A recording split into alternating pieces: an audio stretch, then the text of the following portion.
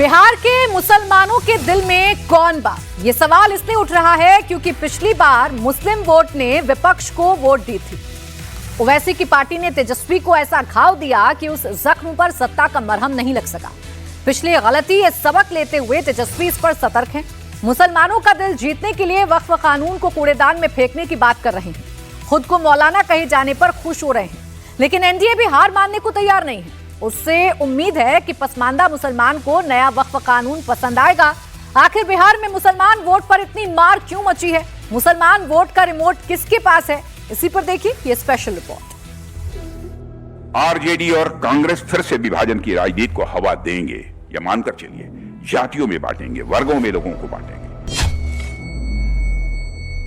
जो मौलाना हमको बोल रहे हैं, तो मौलाना का मतलब तो विद्वान ना होता है, उसका मतलब तो विद्वान ना होता है। आप ये बोलेंगे नहीं तुम हमारे गुलामी करते रहो, हमारे लिए चादर बिछाओ, दरी बिछाओ, ये नहीं होने वाला है। बिहार चुनाव में बोतल से बाहर आया वक्त का जिन। क्या मुस्लिम वोट के जादुई चिराग से निकलेगी सत्ता? मुसलमानों के वोट पर तेजस्वी की नजर। ओवैसी बोले, क्या मुसलमान बिछाते रहेंगे चादर? क्या हर बार मुस्लिम वोट से यादव बनेगा मुख्यमंत्री? बिहार में भले ही विधानसभा चुनाव की तारीखों का ऐलान ना हुआ हो, लेकिन वोटों के लिए घमासान शुरू हो चुका है। इस बार भी सबकी नजर मुसलमान वोटर पर है। आरजेडी के नेतृत्व वाला विपक्षी महागठबंधन खुद को मुस्लिम वोट का स्वाभाविक हकदार मानता है। वहीं बीजेपी की अगुवाई वाले एनडीए में शामिल जेडीयू भी मुसलमान वोटों पर दावेदारी करती है। मुस्लिम वोटों के लिए इस मारामारी की सबसे बड़ी वजह यह है कि एक यूनाइटेड पॉलिटिकल ब्लॉक के तौर पर बिहार में मुसलमानों की तादाद सबसे ज्यादा है। मुसलमान महत्वपूर्ण क्यों? बिहार में मुसलमानों की आबादी 17% से ज्यादा है। 50 से ज्यादा सीटों पर मुस्लिम वोट निर्णायक भूमिका में है। बिहार के 5 जिलों में मुसलमानों की आबादी 25 से 68% के बीच है। सबसे ज्यादा 68% मुसलमान किशनगंज में हैं। इसके अलावा कटिहार में 43, अररिया में 42, पूर्णिया में 38 और दरभंगा जिले में 25% मुसलमान रहते हैं। लेकिन बिहार में मुसलमान उस तरह एक तरफा वोटिंग नहीं करते जैसे यूपी, बंगाल या महाराष्ट्र में करते हैं। बीजेपी के साथ मिलकर चुनाव लड़ने के बावजूद नीतीश कुमार मुसलमानों के 10 से 15% वोट हासिल कर लेते हैं। लेकिन तेजस्वी की कोशिश अब मुसलमानों को नीतीश से पूरी तरह दूर करने पे है। यही वजह है कि वक्फ कानून के सुप्रीम कोर्ट में लंबित होने के बावजूद तेजस्वी यादव इस कानून के खिलाफ आयोजित इमारते शरिया की रैली में शामिल हुए। इतना ही नहीं, तेजस्वी यादव ने तो यहां तक कह दिया कि अगर उनकी सरकार बनी तो वो इस कानून को कूड़ेदान में फेंक देंगे। तेजस्वी के इसी बयान के बाद बीजेपी ने एक कार्टून के जरिए तेजस्वी के हाथ में शरिया कानून की कॉपी थमा दी और कहा कि संविधान की किताब तो सिर्फ बहाना है, असली मकसद शरिया कानून लागू करवाना है। इतना ही नहीं, बीजेपी ने तेजस्वी को मौलाना की उपाधि से भी नवाज दिया। आज राजनाथ सिंह बिहार बीजेपी की कार्य समिति की बैठक में शामिल होने पटना आए। राजनाथ ने भी कहा कि आरजेडी और कांग्रेस सत्ता के लिए फिर से विभाजन की राजनीति को हवा देंगे, लेकिन उनकी चाल को कामयाब नहीं होने देना है। आरजेडी और कांग्रेस फिर से विभाजन की राजनीति को हवा देंगे, या मानकर चलिए जातियों में बांटेंगे, वर्गों में लोगों को बांटेंगे। कांग्रेस और आरजेडी जैसी राजनीतिक पार्टियां केवल कुर्सी पाने की लालसा से प्रेरित हैं। कांग्रेस और आरजेडी जैसी पार्टियों का केवल एक ही मोटिवेशन होता है, सत्ता में बने रहना। विपक्ष के द्वारा अलग-अलग प्रचार किए जाएंगे, झूठी अफवाहें फैलाई जाएंगे, तो विपक्ष की झूठी बातें और भ्रम फैलाने की राजनीति को तथ्यों और तथ्यों के साथ जवाब दीजिए।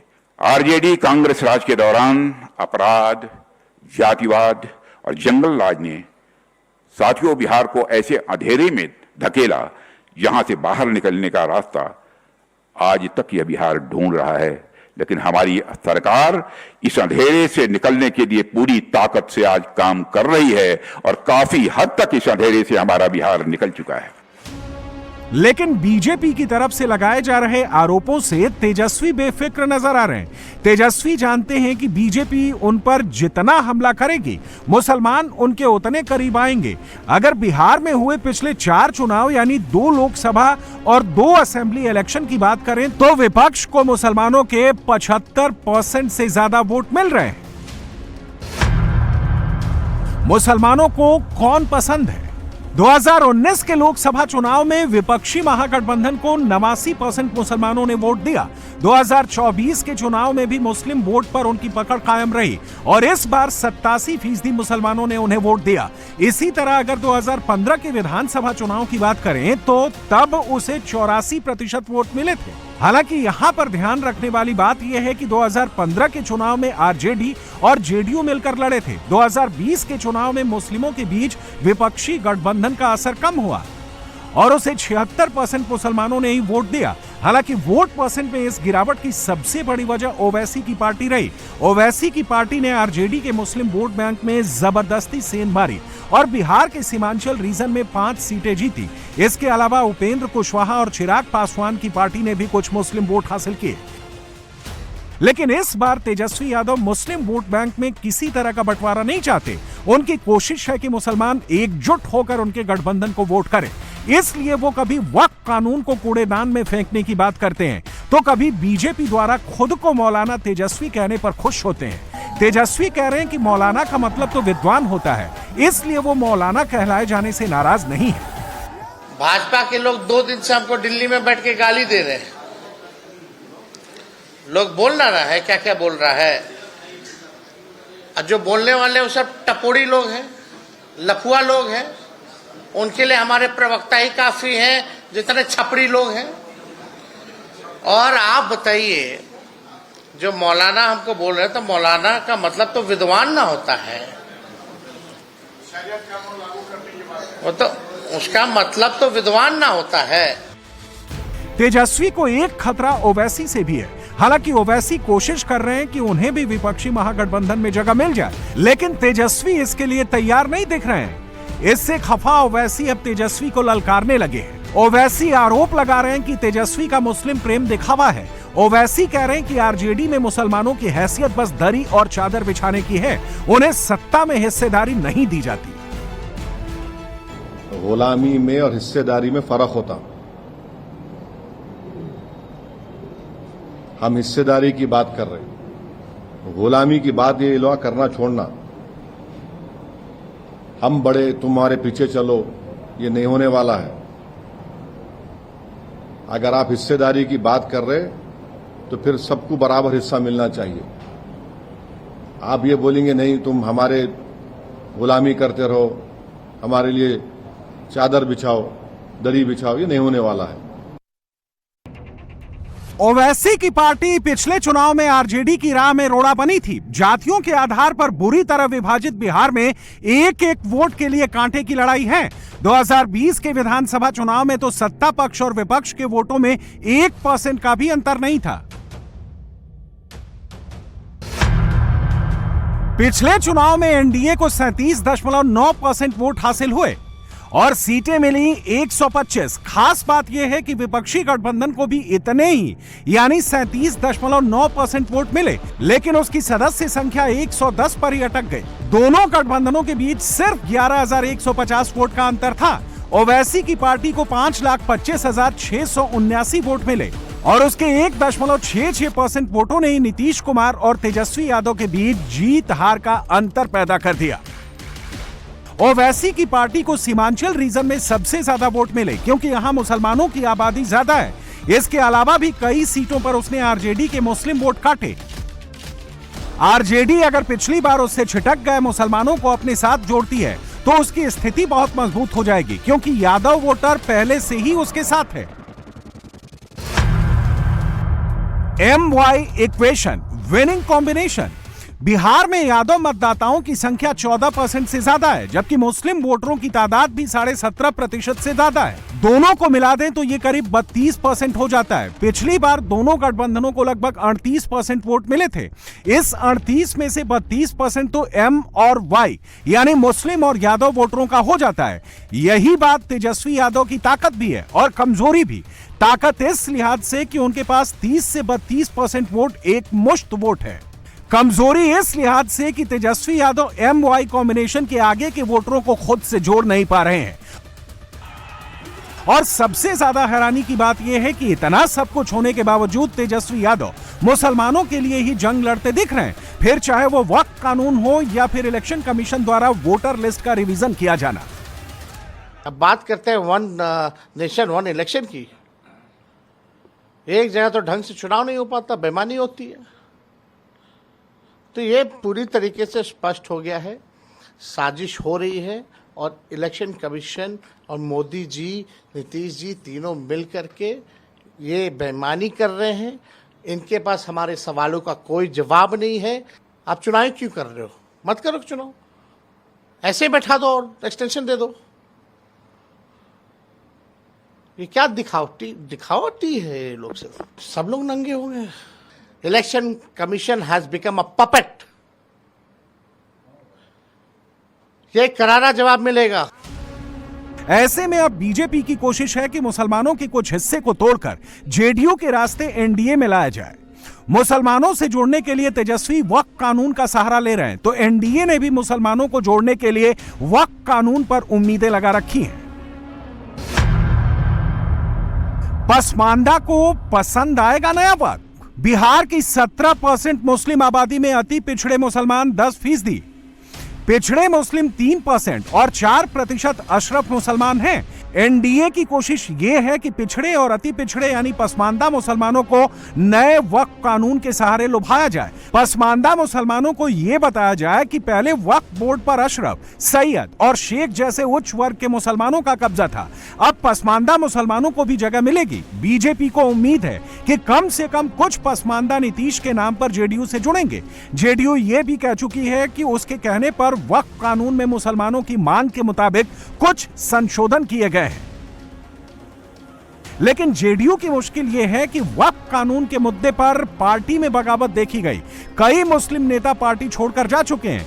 नीतीश जब बीजेपी के साथ मिलते हैं तो 5-10% मुसलमान ही उनसे जुड़ते हैं। नीतीश के साथ मुसलमान वोटर निर्णायक तौर पर कभी नहीं जुड़ा। इसका सबूत चुनाव नतीजों पर भी दिखता है। नीतीश की पार्टी में कितने मुस्लिम एमएलए? 2020 के चुनाव में नीतीश की पार्टी ने 11 मुस्लिम उम्मीदवार उतारे, लेकिन एक भी नहीं जीता। 2015 में जरूर जेडीयू के 7 मुस्लिम विधायक जीते, लेकिन तब नीतीश का गठबंधन लालू के साथ था। नीतीश मंत्रिमंडल में एक ही मुस्लिम मंत्री हैं, जमा खान, वो भी पठान है, यानी मुसलमानों में समर। हालांकि जेडीयू को उम्मीद है कि नीतीश के 20 साल के ट्रैक रिकॉर्ड को देखते हुए मुसलमान उन्हें वोट देंगे। वक्फ का मामला माननीय सर्वोच्च न्यायालय के विचारण में है। जनता दल यू ने जो बिंदु दिए थे उसमें 5 हमारे सुझाव स्वीकार किए गए। जो आशंकाएं थी उन आशंकाओं का निवारण हुआ, लेकिन मामला सर्वोच्च न्यायालय में है। अरे वक्फ की संपत्ति का विकास करने का जो मॉडल नीतीश कुमार जी ने पेश किया वह देश में नजीर है। पटना का अंजुमन इस्लामिया हॉल जो स्वतंत्रता आंदोलन से लेकर 74 आंदोलन का वह केंद्र बिंदु रहा है, उसको खंडहर नुमा बना दिया था। माननीय नीतीश कुमार जी ने आज उसको शीश महल के रूप में परिणत कर दिया। आज कोई माई का लाल पैदा नहीं लिया है इस 20 वर्ष के शासन काल में कि कोई धार्मिक उन्माद पैदा करेगा तो उसको चैन से रहने नहीं दिया जाएगा, वो जेल जाएगा। महिलाएं जो कमजोर हैं, जो पसमानदा लोग हैं, उनकी सेवा करने के लिए विभिन्न योजनाएं लागू करते हैं।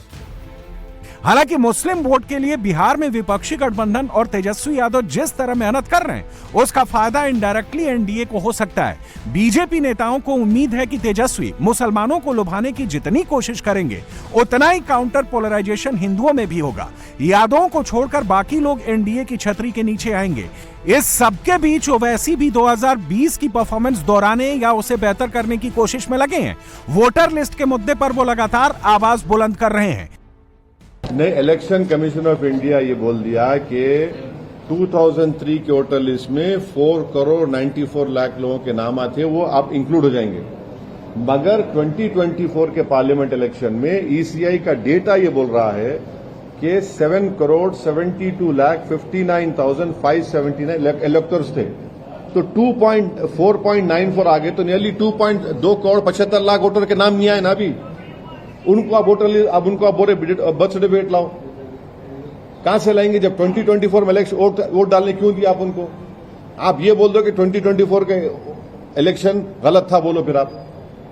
अगर मिसाल के तौर पर कोई कॉन्स्टिट्यूंसी में कोई कैंडिडेट पार्लियामेंट के इलेक्शन में 15,000 या 20,000 वोट से हार गया और वही 15-20 हजार वोट अभी आप निकाल रहे, तो फिर इलेक्शन चैलेंज करना पड़ेगा ना मेरे को। फिर आप वो भी नहीं करने दे रहे, आप ऑल पार्टी मीटिंग नहीं बुला रहे। और ये एक बात सुनिए, इतना बड़ा एक्सरसाइज कैसे 1 महीने में मुकम्मल होगा? 1 महीने में कैसे मुकम्मल करेंगे आप? अभी तो सीमांचल के एरिया में तो फ्लड शुरू हो जाएंगे, कई इलाके बिहार के पानी में डूब जाते। अगर ओवैसी पिछली बार की तरह इस बार भी विपक्ष का खेल बिगाड़ने में कामयाब होते हैं तो एनडीए की राह आसान हो सकती है, वरना तेजस्वी इस बार जिस तरह से जी जान से जुटे हुए हैं उसे देखते हुए इस बार नीतीश सरकार बनना बड़ी चुनौती होगी।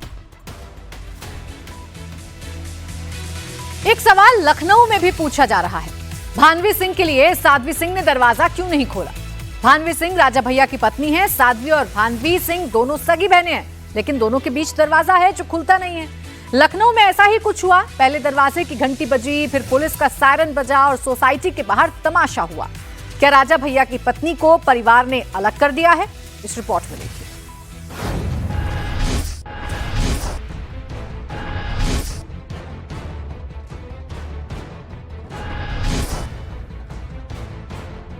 अम्मा, रिंकू हियर। बप्पा, अम्मा बप्पा से मिलना है, आपसे मिलना है। अम्मा, जो महिला घर के दरवाजे के बाहर खड़ी, जो बार बार घंटी बजा रही है, दरवाजे को पीट रही है, यह महिला यूपी के बाहुबली विधायक रघुराज प्रताप सिंह उर्फ राजा भैया की पत्नी भानवी सिंह है।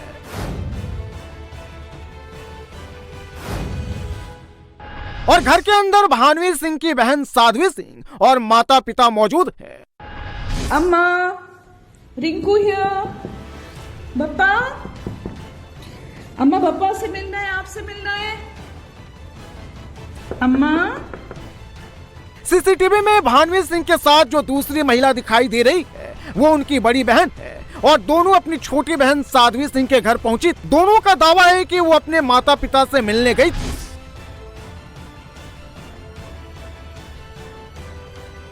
भानवी सिंह करीब 10 मिनट तक घर का दरवाजा पीटती रही, दरवाजे पर चिल्लाती रही, लेकिन अंदर से दरवाजा नहीं खुला। भानवी सिंह अपनी बहन के साथ रात करीब 9:10 पर पहुंची। भानवी सिंह के हाथ में एक फाइल भी मौजूद है। भानवी सिंह लगातार मां और बहन को पुकारती रही, काफी देर तक फ्लैट के बाहर खड़ी होकर आवाजें लगाती रही। घर के अंदर से भानवी सिंह की बहन साध्वी की आवाजें आ रही, दोनों में तीखी नोक-झोंक। Bhanvi Singh silver oak apartment के फ्लैट नंबर 201 के बाहर खड़ी रही, लेकिन बहन साध्वी सिंह ने घर का दरवाजा नहीं खोला, उल्टा पुलिस को बुला लिया।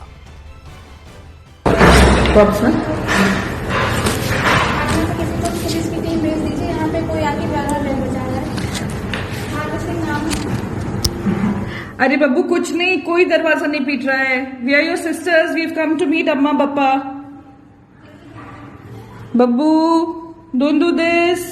भानवी सिंह घर के अंदर दाखिल हुए, अपनी माता पिता से मिलने के जिद पर अड़ी रही, लेकिन पुलिस कुछ नहीं कर सकती थी क्योंकि साध्वी सिंह मिलने को तैयार ही नहीं थी। रात 12 बजे तक लखनऊ के सिल्वर ओक अपार्टमेंट के बाहर हंगामा होता रहा। आखिरकार पुलिस ने भानवी सिंह को समझाकर वापस भेजा। अब दोनों तरफ से इस पूरे विवाद पर वीडियो जारी किया गया है। साध्वी सिंह ने फ्लैट में लगे सीसीटीवी वीडियो को जारी किया है, तो भानवी सिंह भी मोबाइल से बनाए गए वीडियो को जारी की है। अब भानवी सिंह ने सोशल मीडिया पर पोस्ट लिखकर बहन साध्वी सिंह पर माता पिता को बंधक बनाने का गंभीर आरोप लगाया है। जिस काम वाली का जिक्र भानवी सिंह ने अपने पोस्ट में किया है उसका वीडियो भी वो शेयर की है। नहीं तो बप्पा को ये लोग क्या किए हैं, बंद करते हैं कमरे में? क्या आप क्या कह रहे थे? हाँ। नहीं कुछ नहीं, कैमरा उधर है। आओ चुपचाप बताओ। हाँ क्या बप्पा को अंदर से क्या कमरे में बंद करते? बप्पा को पता है कि नहीं पता है? कि नहीं पता। नहीं क्या क्या क्या अगर उनको मालूम होता तो वो खोल देते। बप्पा खोल देते ना। आखिर एक बहन ने अपनी ही बहन को माता पिता से मिलने से क्यों रोक दिया? साध्वी सिंह ने भानवी सिंह के लिए घर का दरवाजा क्यों नहीं खोला? साध्वी सिंह के घर के बाहर भानवी सिंह ने हंगामा क्यों किया? इन सभी सवालों का जवाब हर कोई जानना चाहता है। आखिर साध्वी सिंह और भानवी सिंह के बीच क्या विवाद चल रहा है? तो चलिए इस पूरे विवाद के पीछे की कहानी आपको समझाते हैं। साध्वी सिंह और भानवी सिंह दोनों सगी बहनें हैं और दोनों के बीच विवाद की वजह पुश्तैनी संपत्ति को बताया जा रहा है। दरअसल भानवी सिंह के माता पिता और दादा ने लखनऊ में मौजूद अपार्टमेंट सहित अधिकतर संपत्ति बहन साध्वी सिंह के नाम कर दी है, जिससे भानवी सिंह नाराज है। साध्वी का आरोप है कि भानवी पहले भी कई बार उन्हें मानसिक रूप से परेशान कर चुकी है। माँ बाप से मिलने के नाम पर वो आती है और उन्हें परेशान करती है, इसलिए इस बार उन्होंने घर का दरवाजा ही नहीं खोला। भानवी सिंह कुंडा से बाहुबली विधायक राजा भैया की पत्नी है, लेकिन फिलहाल दोनों में विवाद चल रहा है। दोनों के बीच दिल्ली के साकेत कोर्ट में तलाक का केस चल रहा है। जो अब तक की जानकारी है उसके मुताबिक भानवी सिंह और साध्वी सिंह के बीच में भी संबंध अच्छे नहीं है, क्योंकि दिल्ली में जो मुकदमा चल रहा है भानवी सिंह का अपने पति राजा भैया के साथ तलाक का, उस पूरे मामले में भी साध्वी सिंह के ऊपर भानवी सिंह की तरफ से कई गंभीर और बहुत ज्यादा हैरान कर देने वाले आरोप लगाए गए हैं। यही वजह है कि दोनों बहनों में न सिर्फ संबंध खराब हुए हैं, बल्कि दोनों के बीच में थोड़ी बहुत प्रॉपर्टी विवाद भी बताया जा रहा है। 4 महीने पहले भानवी ने पति राजा भैया के खिलाफ दिल्ली में FIR दर्ज कराई थी। भानवी सिंह ने राजा भैया पर मारपीट और अन्य महिलाओं से संबंध होने का गंभीर आरोप लगाया है। इतना ही नहीं, मायके वालों पर राजा भैया का प्रभाव का भी आरोप लगाया है। भानवी सिंह और राजा भैया दोनों की शादी 1994 में हुई थी। दोनों के 4 बच्चे हैं, इनमें 2 बेटियां और 2 बेटे हैं। भानवी सिंह और राजा भैया 4 साल से अलग रह रहे हैं। भानवी सिंह हर बार आरोप लगाती है राजा भैया की वजह से उनका परिवार अब उनके साथ नहीं है, लेकिन परिवार का दावा है भानवी सिंह प्रॉपर्टी के लिए उन पर दबाव बना रही है।